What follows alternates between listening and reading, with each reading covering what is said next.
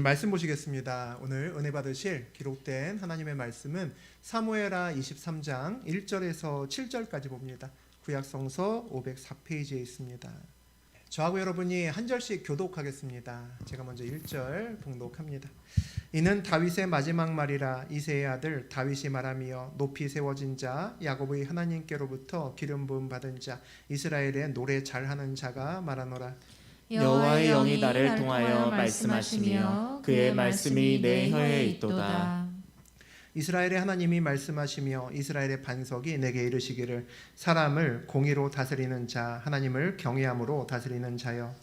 그는 돋는 해의 아침빛 같고 구름 없는 아침 같고 비 내린 후에 광선으로 땅에서 웃음이 돋는 새풀 같으니라 하시도다. 내 집이 하나님 앞에 이같지 아니하냐. 하나님이 나와 더불어 영원한 언약을 세우사 만사에 구비하고 견고하게 하셨으니 나의 모든 구원과 나의 모든 소원을 어찌 이루지 아니하시라. 그러나 사악한 자는 다 내버려질 가시나무 같으니 이는 손으로 잡을 수 없음이로다. 함께합니다. 그것들을 만지는 자는 철과 창자루를 가져야 하리니 그것들이 당장에 불살리리로다 하니라. 하나님 말씀입니다. 아멘. 네, 우리 오늘은 사무엘하 23장 1절에서 우리 7절까지 함께 봤습니다. 우리 그 내용 중심으로 소망이 가득한 인생이 될 수 있다. 소망이 가득한 인생이 될 수 있다라는 제목으로 우리 함께 은혜 나누겠습니다. 다니엘 기도회로 3주 만에 우리 설교 함께 하면서 은혜 나누는 것 같습니다. 우리 그 전에 3주 전에 어떤 내용 나눴었냐면 사무엘하 22장을 우리 3주에 걸쳐서 나누었습니다. 사무엘서를 마감하고 있죠. 거의 이제 끝자락에 나오는 다윗의 노래였습니다. 다윗이 왕이 되기 전 그리고 왕이 된 후에 그의 인생길을 돌아보면서 하나님을 찬양하는 노래가 22장이었습니다. 그의 인생길에서 하나님이 위기 때마다 어려울 때마다 하나님이 함께 있었어 라고 노래하는 것을 우리 그 사무엘하 22장에 다윗의 노래를 통해서 함께 나누었죠. 그 노래의 거의 대부분의 구절에서 하나님이 거의 빠지지 않는 것을 우리가 보았습니다. 다윗이 즐거웠을 때나 기뻤을 때나 슬퍼했을 때나 화가 났을 때나 언제나 그와 함께 하셨던 하나님이 계셨다라는 거죠. 그의 삶의 모든 순간에 하나님을 노래하는 우리가 다윗을 같이 보았습니다. 23장으로 넘어와서 처음에 7절까지의 내용이 뭐냐면 다윗의 마지막 말 또는 다윗의 유언이라고 아마 여러분의 성경책에 써 있을 겁니다. 인생의 제일 이제 마지막에 진짜 선 거죠. 이제 내 인생이 정말 끝났구나, 이제 다 살았구나 라고 하는 그 시점에서 다윗이 인생길에 노래를 한 것이 1절에서 7절까지의 내용입니다. 그 내용을 우리 함께 보도록 하죠. 우리 1절 같이 읽겠습니다. 이는 다윗의 마지막 말이라. 이새의 아들 다윗이 말하며 높이 세워진 자 야곱의 하나님께로부터 기름 부음 받은 자 이스라엘의 노래 잘하는 자가 말하노라. 다윗의 유언이 이제 시작되는데 그 첫머리에 다윗이 자기 자신을 소개를 합니다. 여러 가지 말로 소개를 하죠. 첫 번째는 이새의 아들이다라고 소개합니다. 그리 세상에 내세울 것 없는 집안이라는 거죠. 그렇게 내세울 것 없는 집안에 더군다나 다윗이 그 집안에서 뭐 하고 있었냐면 양을 치는 일을 하고 있었습니다. 그러니까 직업이 목동이었다는 거죠. 양 치는 일을 했던 사람이었습니다. 그러니까 왕하고는 완전히 거리가 먼 그런 직업과 그리고 가문에서 자랐던 사람이었다는 겁니다. 높이 세워진 자라고 또 자신을 표현을 하죠. 그럼에도 불구하고 가장 높은 자리, 왕의 자리까지 올라갔죠. 그것이 내 능력이 아니었다는 겁니다. 다윗의 능력이 아니어라 하나님에 의해서 높여진 자, 세워진 자였다라고 고백합니다.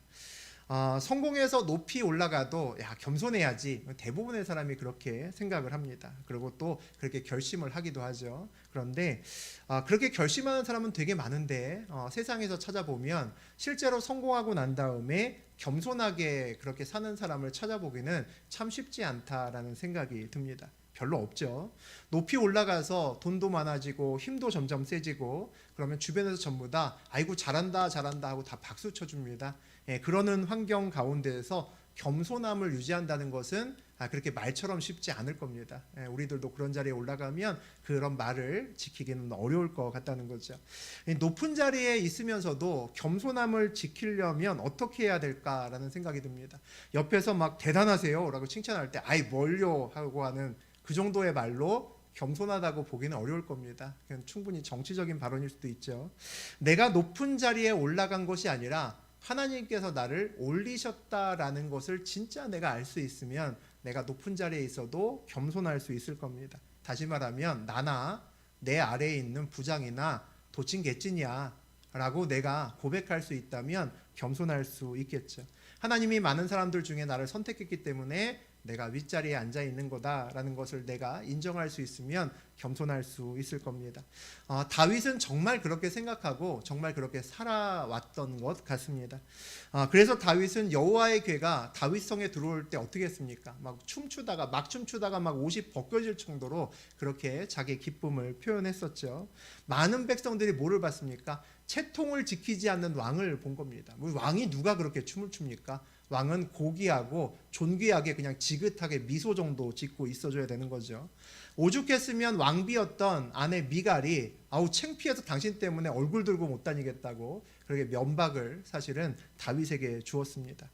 채통을 지킨다는 것은 남보다 내가 높은 자리에 있으니까 내가 그만큼 위대하다는 것을 남에게 드러내야 되는 겁니다. 그러니까 기뻐도 너무 기쁘지 않게, 슬퍼도 너무 슬프지 않게 적절하게 나의 감정도 가리고 우리가 허례허식을 좀 지켜줘야 되는 것이 사실은 채통을 지킨다라는 거죠. 내가 주님 앞에서 내 아랫사람과 똑같다, 쟤나 나나 사실 똑같아 라는 거 생각을 하는 사람만 채통을 내려놓을 수 있지 않을까라는 생각이 듭니다. 다윗은 진짜 그것을 삶으로 살아냈던 사람 중에 하나죠. 우리가 또 다윗의 인생길에서 밧세바와 우리아 사건을 나누었습니다. 나쁜 죄를 짓고 나서 몰래 왕의 힘으로 슬쩍 덮었죠. 사람을 죽이고도 남의 아내를 빼앗고도 슬쩍 덮었습니다. 아마 핵심 인력 몇 명은 알았겠지만 대부분의 사람은 몰랐을 겁니다. 그때 나단 선지자가 와서 다윗에게 얘기했죠. 하나님이 다 보고 계신다. 당신 죄 지은 것을 다 보고 계신다 라고 얘기합니다. 그랬더니 다윗이 어떻게 했습니까? 그 자리에서 옷을 찢고 엉엉 울면서 회개했습니다. 잘못했다고 납작 엎드렸다는 거죠. 우리 주변에서 사실은 그런 사람들을 거의 보지 못합니다. 요즘에 뭐 대선 후보들 나와서 이런저런 얘기하는데 그들 뒤에 이런저런 죄가 있다라고 다 얘기를 하는데 그들 정작 자신은 아무 죄도 없다라고 이야기를 합니다. 왜 그걸 인정하는 순간에 자기가 가졌던 모든 것들의 굉장히 많은 부분을 내려놔야 되고 또 크게 낭패를 당할 수 있기 때문이죠. 아마 진짜 빼도 박도 못하는 증거를 들이밀어도 아마 모른다고 하고 끝까지 빠져나갈 구멍을 만들어 낼 겁니다. 아마 우리는 그 사람들에 대해서 그렇게 누구나 아마 생각을 할 겁니다. 그런데 다윗은 더 높은 자리에 있으면서 엄청난 죄를 지었지만 아직 사람들 잘 모르거든요. 정말 핵심 인력 몇 명밖에 모르는 죄입니다. 그런데도 불구하고 하나님이 내가 그 죄 안다라고 했을 때 변명하지 않고 옷을 찢고 무릎을 꿇을 수 있었던 사람입니다. 대단한 거죠. 어찌 보면 그로 인해서 왕의 자리가 위태할 수도 있었을 겁니다. 아니 무슨 저런 사람이 왕이 돼? 라고 많은 사람이 생각할 수 있었겠죠. 그런데도 불구하고 그렇게 그가 납작 엎드릴 수 있었던 이유가 뭘까요? 왕의 자리에 앉힌 것이 하나님께서 앉히신 것이다 라는 것을 알기 때문이죠. 그래서 그 앞에 납작 엎드릴 수 있었을 겁니다. 다윗은 또 자기를 소개하면서 하나님께 기름 부음 받은 자, 나는 선택받은 자야 라고 소개하기도 하고 나는 노래를 잘하고 시도 굉장히 잘하는 아주 다재다능한 사람이야 라고 소개도 합니다. 다윗을 나타내는 여러 가지 말들이죠. 그런데 그가 왕의 자리를 끝까지 지킬 수 있었던 것은 그렇게 다재다능한 다윗도 아니었고 능력이 많은 다윗도 아니었습니다. 나는 이새의 아들이고 양치는 못동이고 내가 이 자리에 앉은 것은 하나님께서 나를 이 자리에 앉힌 거야 라는 것을 잊지 않았을 때 그가 왕의 자리를 끝까지 지킬 수 있었다고 생각합니다. 그것을 잊었던 대표적인 사람이 누군가요? 우리 아는 것처럼 사울이죠. 사울이 대표적으로 그것을 잊었던 사람입니다. 그는 하나님께서 죄를 물었을 때 하나님이 아니라 세상 눈치를 봤습니다. 내가 이 자리까지 올라간 게 분명히 하나님이 나를 도와주셔서 내가 올라간 것은 맞지만 내가 이 자리에서 계속 있으려면 백성들 눈밖에 나면 곤란해. 그것이 사울의 발목을 잡았습니다. 그래서 결정적인 순간에 하나님이 아니라 하나님이 나를 도와줬음에도 불구하고 알지만 그래도 백성들 눈치를 볼 수밖에 없었다라고 결정하는 것이 사울의 방식이었습니다. 우리가 이것을 보면 누구나 생각하죠. 에이, 옳지 않아. 저 사울이 잘못됐네라고 누구나 생각을 합니다. 신앙이라면 다 알죠. 그런데 사울과 다윗과 같은 그런 아주 결정적인 순간에 처했을 때 다윗처럼 행동하는 사람은 별로 못 본 것 같습니다. 대부분은 사울처럼 대부분은 행동하는 것 같습니다. 정말 하나님께서 이 모든 것을 주셨고 그리고 그것이 정말 은혜였습니다라고 우리 아까 불렀던 찬양처럼 은혜였습니다라고 고백한다면 내가 받은 그것을 언제나 하나님께 다시 돌려드릴 수 있는 사실은 준비가 돼 있어야 되는 겁니다. 내가 그동안 누렸던 것들 은혜였기 때문에 하나님 이제 가져가셔도 됩니다라는 마음의 자세가 되어 있어야 된다는 거죠. 성공하고 나서도 나는 목동이었고 나는 세워진 자입니다라고 삶으로 고백할 수 있어야 됩니다. 그래야 인생의 마지막에서도 가장 중요한 것을 잃어버리지 않는 한 사람이 되실 수 있습니다. 네, 우리 2절에서 4절까지 읽어봅니다. 여호와의 영이 나를 통하여 말씀하시며 그의 말씀이 내 혀에 있도록 은혜의 아침빛 같고 구름 없는 아침 같고 비 내린 후에 광선으로 땅에서 움이 돋는 새풀 같으니라 하시도다. 다윗이 지금 자기가 하는 말은 하나님께서 영으로 자기에게 함께 하셔서 하나님의 말을 내가 지금 하는 거다라고 이야기를 합니다. 그리고 나서 어떤 사람에 대한 평가를 합니다. 그 사람의 평가를 보니까 돋는 해의 아침빛 같고 구름 없는 아침 같고 비 내린 후에 싹이 트는 새풀 같다라고 이렇게 표현합니다. 읽기만 해도 어떤 느낌이 있습니까? 소망이 가득하다라는 느낌이 있죠. 소망이 가득하다라는 느낌이 있습니다. 돋는 해의 아침빛은 광명의 대낮을 기대할 수 있는 빛입니다. 그렇죠? 구름이 없는 아침은 맑고 화창한 오후를 기대하게 할 수 있습니다. 비 내린 후에 땅에서 돋는 새풀은 풍성한 생명이 있음을 기대하게 만들 수 있습니다. 아직 광명의 대낮을 맞이하지 않았어도 아직 풍성한 생명이 아니어도 이미 그런 날이 마치 온 것처럼 느끼게 확신할 수 있는 힘이 있다는 거죠.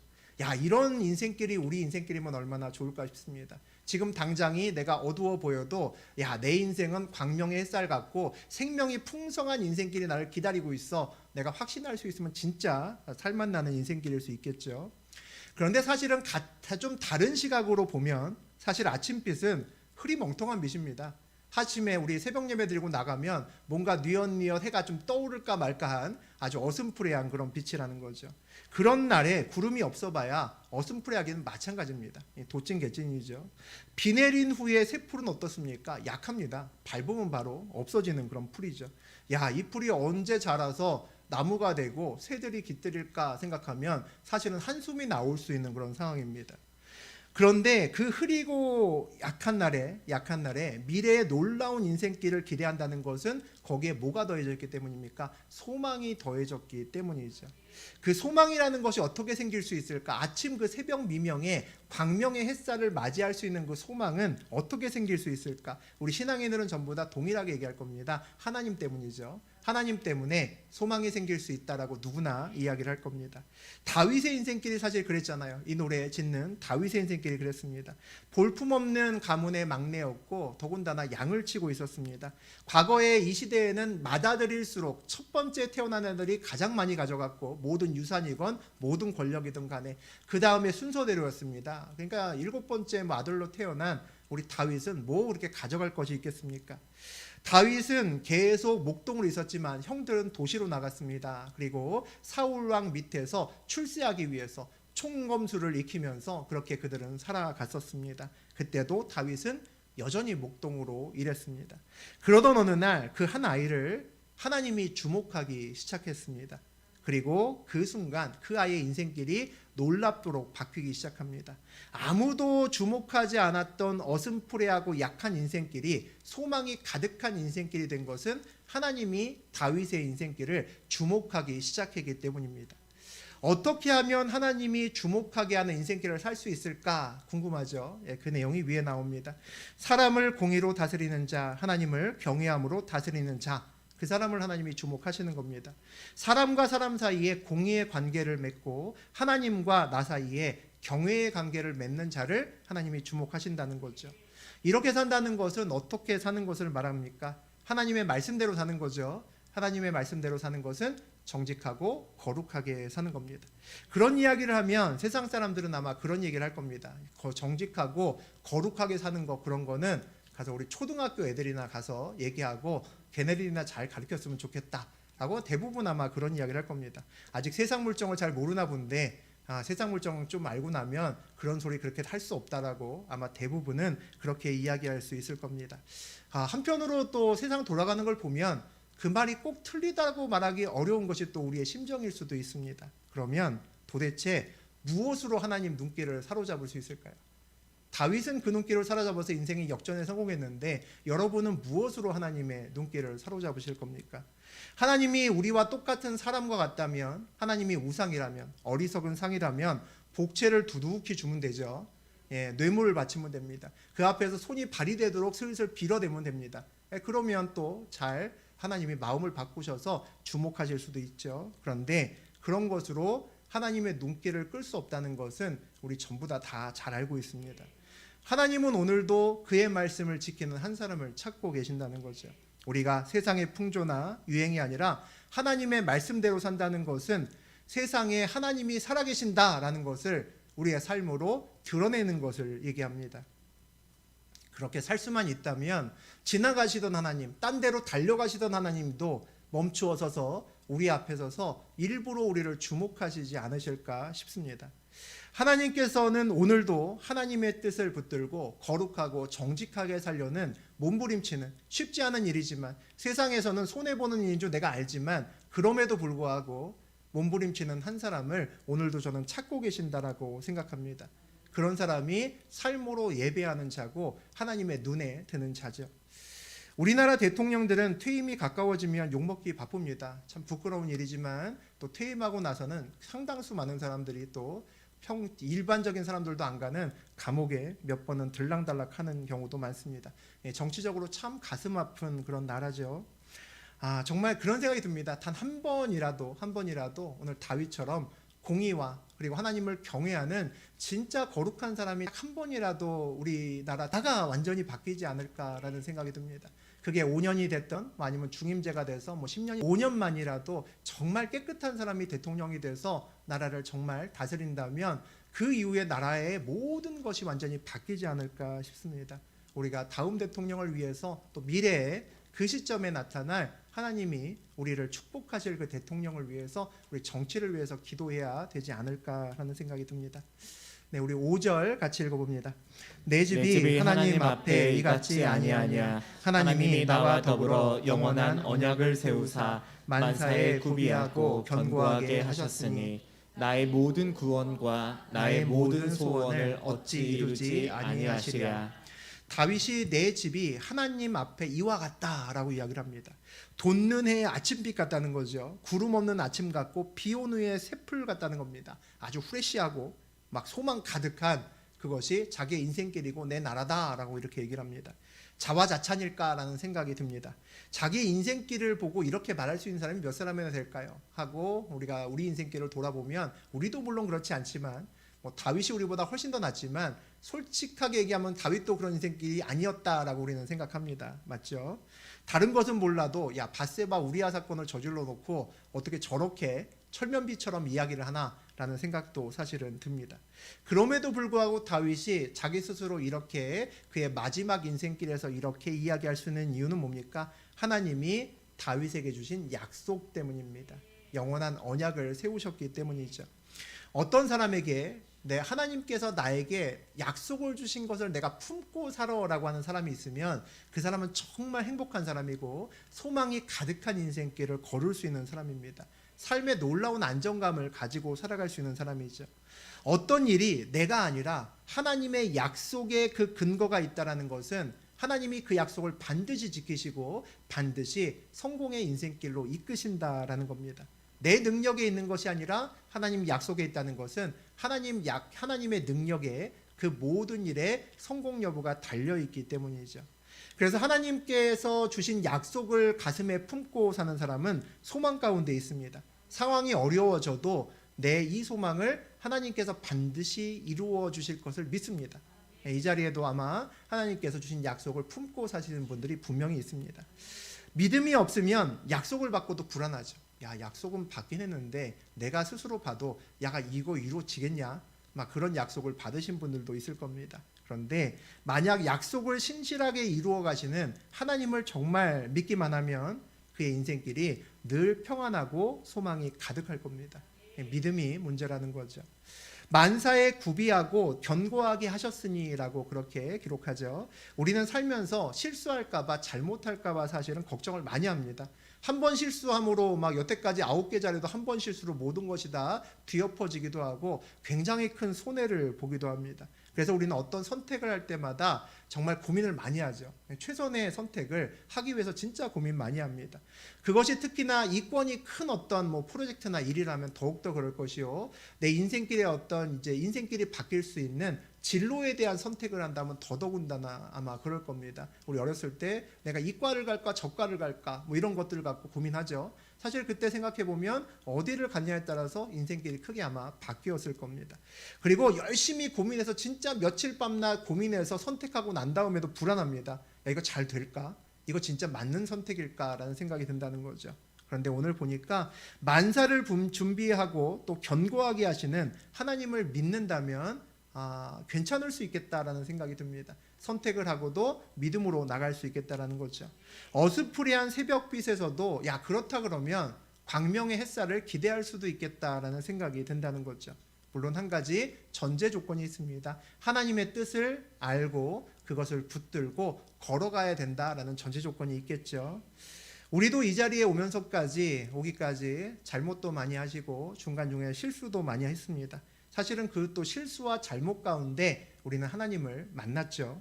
그때 잘못하고 실수하지 않았으면 오늘 우리가 이 자리에 있을까라고 하는 그런 잘못과 실수도 사실 있었습니다. 저도 생각나는 것이 있으니까 여러분도 생각나는 것이 있으시겠죠. 그런데 그 시간들을 돌아보면 하나님께서 우리의 실수와 잘못을 그냥 하염없이 덮어주시기만 하는 것은 아닙니다. 때로는 덮어주시지만 때로는 이 정도면 덮어주실 만도 한데 드러내시는 것도 있습니다. 그래서 사실 망신을 당한 적도 있고 힘들어했던 적도 있죠. 그런데 분명한 것은 그 모든 때에 하나님의 메시지가 있다는 겁니다.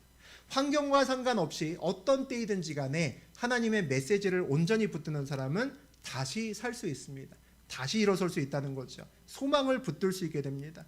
하나님의 메시지를 온전히 붙들고 나아갈 수 있는 사람은 그 시간을 지나가고 나서 모든 것이 하나님의 은혜였다라고 고백할 수 있습니다. 오늘 또 본문을 보니까 뭐라고 되어 있냐면 하나님이 나와 더불어 영원한 언약을 세웠다라고 되어 있습니다. 하나님의 언약은 일방적인 언약이 아닙니다. 약속 딱 던져주고 내가 지킬 테니까 너 아무거나 놀고 있어도 내가 알아서 할게. 이런 언약이 아니라는 거죠. 더불어 세우시는 언약입니다. 이게 참 따뜻한 말이고 한편으로는 참 따뜻하고 믿음직한 말이지만 또 한편으로는 굉장히 부담스러운 말이기도 합니다. 어떤 일이라도 하나님 혼자서 하시면 훨씬 더 신속하고 정확하고 확실하게 또 쉽게 하실 수 있을 텐데 사실은 우리가 함께함으로 더불어 세워가는 과정에서 우리가 하나님의 약속에 걸림돌이 될 때가 사실 굉장히 많습니다. 우리는 우리 성경책의 이야기에서 우리 요나한테 좀 미안하지만 그런 예화가 가장 적절한 게 요나죠. 요나의 이야기를 하지 않을 수 없습니다. 하나님께서 사실 그냥 니느웨 하늘에 나타나셔갖고 야 니네들 40일 안에 회개하지 않으면 니네들 망할 거야 이렇게 한마디 하면 사실 끝나는 거잖아요. 그러면 그것보다 더 강한 메시지를 확실하게 전할 수 있는 방법이 없을 겁니다. 그런데 굳이 말 안 듣고 불평하는 요나에게 굳이 심부름을 시킵니다. 네가 가서 전하라는 거죠. 요나가 뺀질대니까 절대 안 가려고 하는데 그럼에도 그를 끝까지 붙들고 심부름을 시킵니다. 하도 요나가 말썽 피우고 그 다음에 뜻대로 하지 않고 불순종하니까 하나님께서 어떻게 하십니까? 깊은 물에 한번 푹 담궜다가 꺼내기시도 하고 물고기 뱃속에 넣었다가 빼시기도 하시죠. 그렇게 하시면서도 요나를 끝까지 이끌어 가십니다. 요나서는 처음부터 끝까지 하나님께서 니느웨를 구원시키기 위해서 요나와 끝까지 싸우는 모습입니다. 그것이 사실은 요나서의 내용이죠. 그래도 요나를 끝까지 하나님께서 데리고 가심은 요나와 더불어서 하나님의 언약과 계획을 세우기 위함이었던 것을 우리가 기억해야 됩니다. 하나님께 입을 크게 벌리고 큰 축복을 기대하고 또 약속을 받는 것은 좋은 것입니다. 하지만 더불어 하나님께서 우리와 함께 더불어 언약을 세우시는 하나님이구나라는 것을 우리가 잊으면 안 되는 것 같습니다. 우리도 또한 그 약속의 그릇이 돼야 된다는 거죠. 우리가 아직 그 약속에 맞지 않는 그릇이라면 아마 쉽지 않은 시간들이 우리 앞에 놓여 있을 수도 있습니다.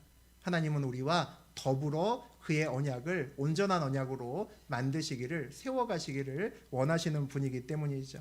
그러니까 입을 크게 벌려서 하나님 이거 주십시오 하시는 분이 계시면 그와 동시에 나도 하나님께 그만큼 순종하겠습니다라는 결단을 함께 하셔야 된다고 생각합니다. 오늘 본문을 보니까 나의 모든 구원과 나의 모든 소원을 어찌 이루지 아니하시리라고 되어 있습니다. 다윗은 현재의 자기의 미래의 구원과 소망을 확신하고 있습니다. 저하고 여러분은 미래의 소원과 또 구원과 소망을 어떻게 확신하십니까? 때로는 가끔 그럴 때 있죠. 야, 내가 정말 구원 받았을까? 내가 지금 이렇게 힘든데 나에게 진짜 소망이 있을까? 라고 의심하고 불안하는 그런 때가 있습니다. 우리는 내가 오늘 지금 현재 하나님과 함께 있고 내가 지금 이 순간 하나님과 함께 있고 하나님의 계획 안에 냈어라는 것을 확신할 때 소망을 붙들 수 있습니다. 미래의 구원을 확신할 수 있다는 거죠. 우리에게는 늘 현재가 가장 중요합니다. 우리 과거나 미래 전부 다 현재로부터 이루어집니다. 현재가 가장 중요합니다. 우리가 확신할 수 있고 느낄 수 있는 것은 오직 현재입니다. 그러니까 현재가 가장 중요하다는 거죠. 현재 나의 믿음을 만든 것이 과거입니다. 그래서 과거가 중요한 겁니다. 이전에 내가 하나님을 어떻게 만났고 하나님이 내 삶에서 이렇게 역사하셨어 라는 것이 오늘날의 내 믿음을 만들었죠. 그렇기 때문에 그 과거가 의미가 있는 겁니다. 하지만 과거의 믿음으로 내가 과거에 얼마나 하나님을 열심히 믿었고 한때 내가 하나님을 얼마나 열심히 섬겼던 것, 그 믿음으로 내가 구원받지 못합니다. 내가 구원받는 것은 오늘 이 순간 현재의 믿음으로 내가 구원받는다는 것을 잊으면 안 됩니다. 과거가 오늘 구원받을 만한 내 믿음을 만들었을 때 과거의 시간이 우리에게 의미가 있다는 거죠. 그때 우리가 또 진짜 소망도 가질 수 있습니다. 오늘 나의 믿음으로만 우리는 미래의 구원도 마찬가지로 확신할 수 있습니다. 그러니까 우리 신앙생활에서 앞으로 어떻게 되겠지라는 생각은 아예 안 하는 것이 좋습니다. 세상에서는 미래의 우연과 재수를 바라죠. 지금은 별로지만 앞으로 어떻게 되겠지라는 말을 우리가 심심치 않게 말하기도 하고 또 듣기도 하고 살아갑니다. 하지만 신앙적으로는 그 말이 전혀 맞지 않는 말입니다. 그렇게 살면 평생 불안합니다. 평생 헛된 꿈을 갖고 안고 살아갈 수도 있습니다. 우리는 미래를 알 수 없지만 진짜 신앙이라면 미래를 불안해하지 않을 수 있습니다. 우리는 미래를 모르지만 우리의 미래는 불확실한 미래가 아닐 수 있다는 거죠. 우리가 미래에 대해서 소망을 가질 수 있는 근거는 오늘 이 시간 현재의 나의 믿음에 달려 있습니다. 오늘 우리가 구원받을 만한 믿음을 가지고 있으면 내가 처한 현실과 상관없이 우리는 미래의 소망을 오늘 이 순간 붙들 수 있기 때문이죠. 하나님께서 반드시 나의 삶에 역사하실 것을 내가 믿을 수 있기 때문입니다. 6절과 7절 보시겠습니다. 그러나 사악한 자는 다 내버려질 가시나무 같으니 이는 손으로 잡을 수 없음이로다. 그것들을 만지는 자는 철과 창자루를 가져야 하리니 그것들이 당장에 불살리로다 하니라. 사악한 자들은 하나님을 경외하지 않는 자들을 얘기하겠죠. 하나님의 언약 밖에 있는 자들을 이야기를 할 겁니다. 그런 사람들을 오늘 뭐라고 비유를 하냐면 가시나무라고 비유를 합니다. 가시나무는 말 그대로 온 몸이 가시로 뒤덮인 그런 나무를 이야기합니다. 가시로 뒤덮였다는 것은 그 나무를 누군가 다듬고자 하고 뭔가 도움을 주려고 해도 받아들이지 않는다라는 것을 의미합니다. 손을 거부한다는 거죠.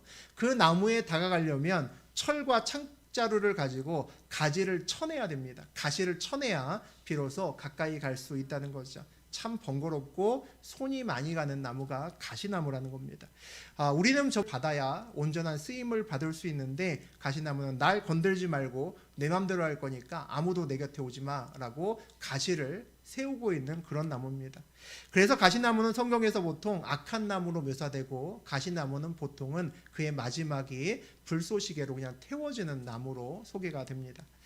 우리가 인생을 거룩하게 사는 데는 반드시 악한 것, 가시나무는 반드시 대가를 치른다라는 것을 확신하는 것도 굉장히 중요한 것 같습니다. 천국과 지옥을 믿는다는 것이 그런 거죠. 반드시 심판이 있고 우리의 인생길에, 우리의 믿음에 따라, 우리의 삶에 따라서 우리의 마지막의 결과가 결정된다라는 것을 믿는 겁니다. 악을 싫어하시는 하나님을 두려워하는 것이 그래서 사랑의 하나님을 기억하는 것만큼 우리에게 중요합니다. 그래야 세상의 가시나무를 우리가 부러워하지 않을 수 있습니다.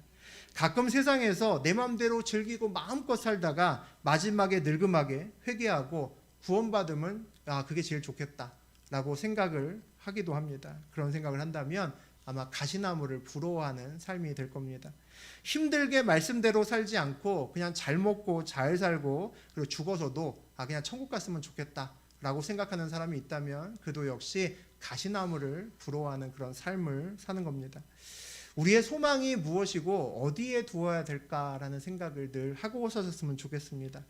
다윗은 그의 인생이 어슴푸레하고 안개 같았던 젊은 날에도 광명의 대낮 같은 소망을 내가 붙들 수 있었다라고 고백합니다.